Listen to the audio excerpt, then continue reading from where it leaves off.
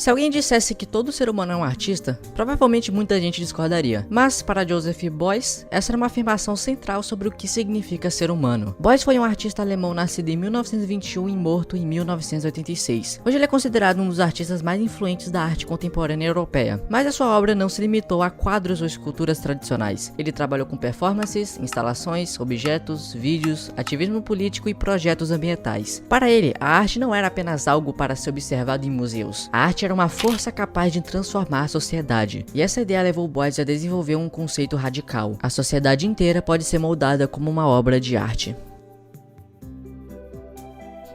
A história de Beuys não começa na arte, ela começa na guerra. Durante a Segunda Guerra Mundial, ele serviu na Força Aérea Alemã. Em uma missão, o seu avião caiu na região da Crimeia.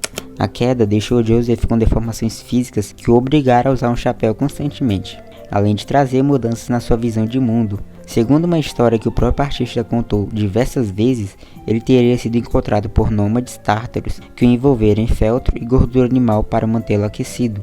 Não se sabe até hoje se essa história é totalmente verdadeira, mas ela se tornou parte do mito que envolve o artista.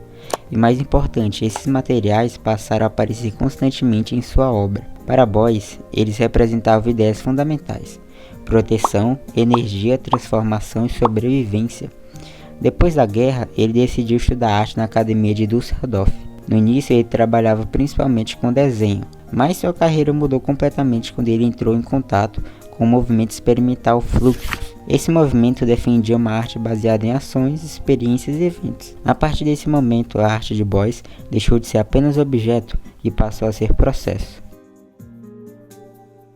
Uma característica marcante da obra de Beuys é o uso constante de materiais simbólicos. Ele usava objetos simples, mas carregados de significado. O feltro, por exemplo, aparece repetidamente em suas obras. Para ele, o feltro representa proteção e isolamento. A gordura, por sua vez, simboliza energia em transformação. É uma matéria que pode mudar de estado, derreter, endurecer e assumir novas formas. Outros elementos importantes é o mel. Para Beuys, o mel representa o pensamento vivo, porque ele é produzido coletivamente pelas abelhas. Animais também aparecem com frequência em sua obra. Eles simbolizam uma conexão esquecida entre os seres humanos e a natureza. Esses materiais funcionam como metáforas visuais. Em vez de explicar conceitos diretamente, Beuys cria situações simbólicas que estimulam a reflexão. Para ele, a arte não deveria ser compreendida apenas pela lógica. Ela deveria ser experimentada com os sentidos, a intuição e a imaginação.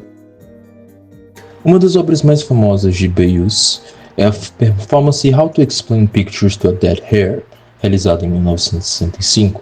Durante a ação, o artista caminhava por uma galeria com o rosto coberto de mel e folhas de ouro. Nos braços, ele carregava uma lepre morta. Enquanto caminhava, ele parecia explicar as obras da exposição para o animal. O público observava tudo do lado de fora da galeria. A cena era estranha, quase absurda, mas a intenção de Beuys era clara. Ele queria questionar a ideia de que a arte deve ser entendida apenas através da razão. Para ele, a arte exige algo mais profundo: sensibilidade, intuição e imaginação.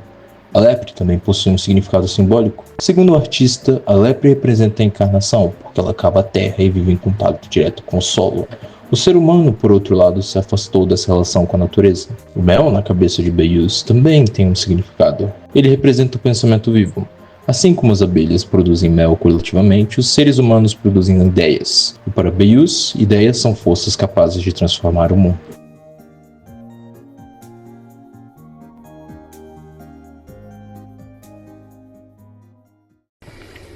Ich glaube, heute besteht ein großes Missverständnis bei den Menschen, als müsste Kunst durch einen logischen Satzzusammenhang, durch einen logischen Sinnzusammenhang verstanden werden in diesem vordergründigen Denken, was der Mensch hat, an diesem intellektuellen Pol von Ursache und Wirkung und all diesen Sachen, also an dieser Satzlogik. Nun ist aber es nicht Aufgabe der Kunst, sagen wir mal, von diesem zerebralen, dünnen, intellektuellen Pol verstanden zu werden, sondern der Mensch die Kunst soll doch verstanden werden im Sinne des völligen Verstehens. Das heißt, das Kunstwerk verstellt sich in den Menschen hinein und der Mensch verstellt sich in das Werk hinein. Es muss so ein völliges Eingehen in diesem Wortsinne möglich sein. Nessa instalação, uma Kombi Volkswagen aparece parada. De dentro dela saem 24 trenós de madeira. Cada trenó carrega 3 objetos, feltro, gordura e uma lanterna. A cena parece mostrar um grupo fugindo de uma situação de emergência. A Kombi representa a sociedade moderna, mas quando ocorre uma crise, essa estrutura tecnológica deixa de funcionar. Os trenós representam uma forma mais básica de sobrevivência. O feltro protege contra o frio, a gordura fornece energia e a lanterna oferece orientação no escuro. A obra sugere que, em momentos de crise, a sobrevivência depende de recursos simples e cooperação coletiva. A obra consiste em um terno masculino feito inteiramente de feltro, pendurado em um cabide. O terno representa a identidade social moderna.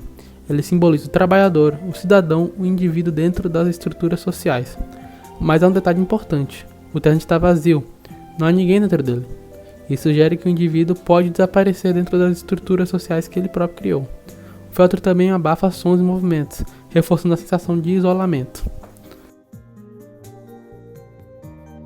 Nesta obra, Borges coloca gordura animal no canto de uma sala. A princípio parece apenas um gesto estranho ou provocativo, mas o significado está na transformação da matéria. A gordura muda com o tempo, ela derrete, escorre e altera sua forma.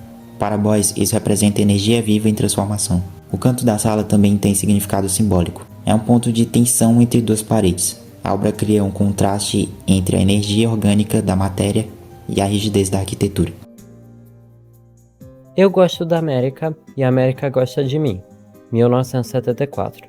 Nessa performance, Boyce passou vários dias dentro de uma galeria com um coiote selvagem. Durante toda a ação, ele permaneceu envolto em feltro. Existe também um detalhe importante: ele não quis pisar diretamente em solo americano. Foi levado do aeroporto até a galeria dentro de uma ambulância. O coiote é um animal com forte significado simbólico nas culturas indígenas da América do Norte. Ele aparece frequentemente como uma figura de transformação. A performance coloca em frente dois mundos: o artista europeu moderno e o espírito animal da América indígena. Com o tempo, o animal deixa de ser agressivo e passa a interagir com o artista. A obra pode ser vista como uma tentativa simbólica de reconciliação entre natureza, cultura e história. 7.000 Carvalhos, 1982. Esse projeto foi realizado na cidade alemã de Kassel. A proposta era plantar 7.000 árvores, cada uma acompanhada por uma pedra de basalto. Mas a obra não era apenas o plantio, ela dependia da participação da população da cidade. Cada árvore representava uma transformação lenta da paisagem urbana. A pedra simbolizava a permanência, a árvore simbolizava crescimento. A obra coloca a natureza e cidade em diálogo e transforma o espaço urbano em uma obra coletiva. Para Boyce, a arte tinha uma função essencial. Ela deveria expandir a consciência humana. Ele acreditava que a sociedade moderna se tornou excessivamente racional e materialista. Quando isso acontece, segundo ele, o ser humano perde contato com sua criatividade interior. A arte, então, tem o papel de desenvolver a imaginação, a emoção e a força de vontade. Boyce acreditava que os pensamentos humanos já são uma forma de escultura. Ideias moldam o mundo da mesma maneira que um escultor molda a matéria. No final das contas, a proposta de Boyce era radical. Ele acreditava que a sociedade inteira pode ser transformada através da criatividade humana. A economia, a política e a educação poderiam ser remodeladas como uma escultura coletiva. Essa ideia ficou conhecida como escultura social. Por isso ele participou da fundação do German Green Party e de diversos movimentos políticos e ambientais. Para Boyce, a arte não devia ficar confinada aos museus. Ela deveria se tornar uma força ativa na construção do futuro. E é por isso que sua frase mais famosa continua provocando debate até hoje. Todo ser humano é um artista, porque todo ser humano possui a capacidade de transformar o mundo.